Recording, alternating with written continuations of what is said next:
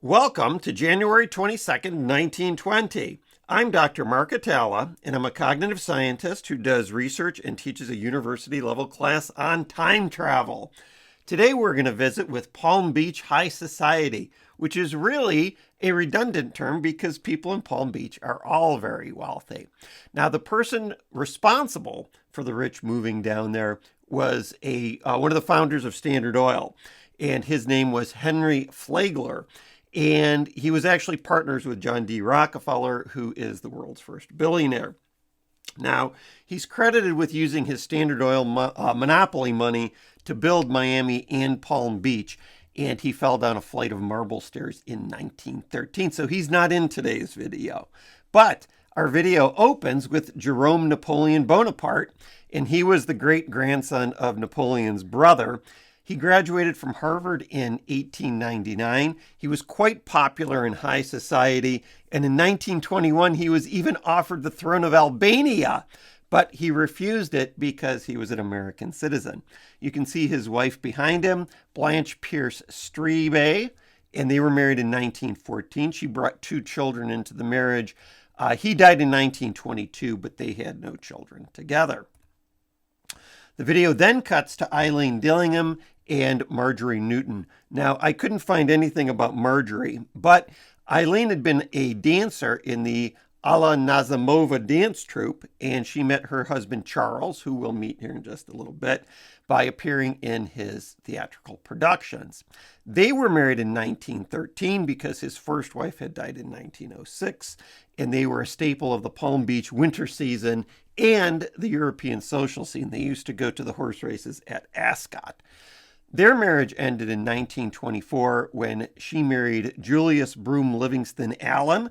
If that's not an upper-class name, I don't know what is.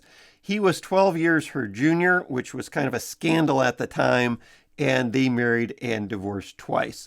She died in 1957.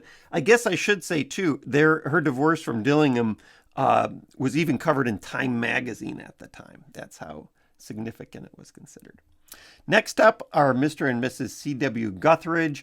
I couldn't find anything out about them, but Gutteridge is the name of a natural gas and plumbing company in Palm Beach. Is that a coincidence? Probably. The video then switches to Charles Dillingham, and now that's the husband of Eileen, and he's talking with a friend on the beach. He started in newspapers in Chicago before becoming the theater critic for the New York Post. Then he wrote a successful play. It was called 10 p.m., and this led to a successful run as a theatrical producer. Dillingham went into business with Charles Frohman, and they became wildly successful together. Frohman had founded what was called the Theatrical Syndicate in 1896. It was a number of theater owners, and they managed all the actors and the talent of that time. And it eventually became a monopoly with control over the entire U.S. theater industry, which was a huge industry at the time.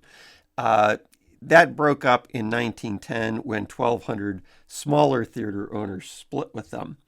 Interestingly, to me at least, Frohman died on the Lusitania, which got sunk by a German U-boat during World War I on May 7th, 1915.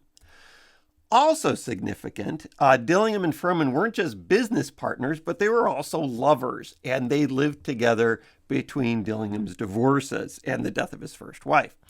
Dillingham also owned the Hippodrome, which was the largest theatrical venue in the world at that time, but he went bankrupt in 1933. He was also a pallbearer at Houdini's funeral. Houdini was a famous magician, and Dillingham said, "Let's see him get out of this one." He died in 1934 at the Hotel Astor, which is where he lived. We then see Mrs. H.M. Baruch and Miss Simona Baruch. Simona married Edgar H. Myers in 1929 because I found their wedding announcement in the New York Times at her parents' house on November 1st, but he died in 1933. I couldn't find anything else out about her, though. And then it cuts to the Myers.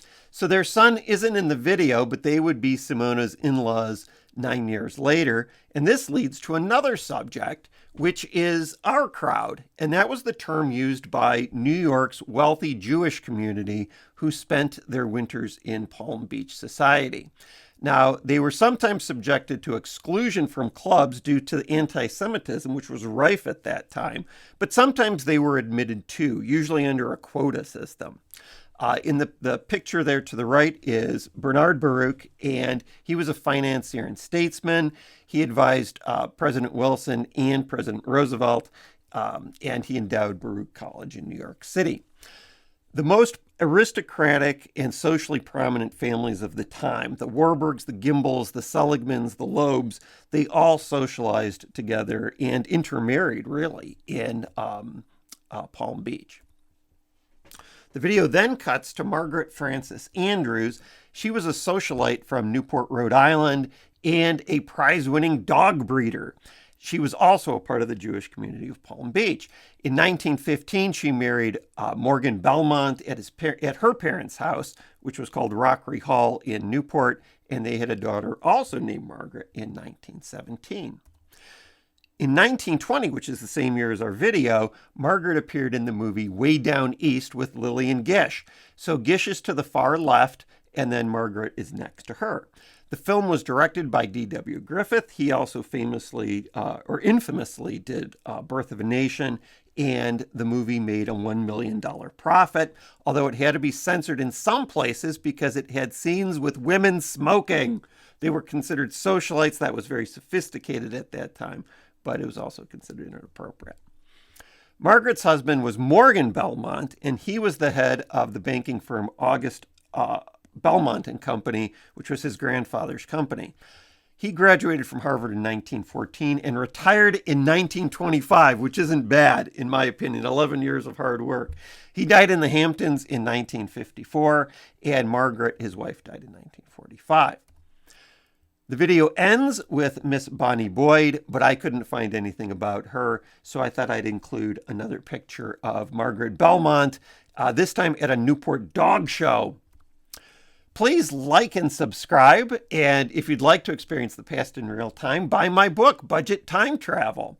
Please also visit us online for more videos and immersive time travel media at budgettimetravel.com. Now let's watch rich people enjoying the beach.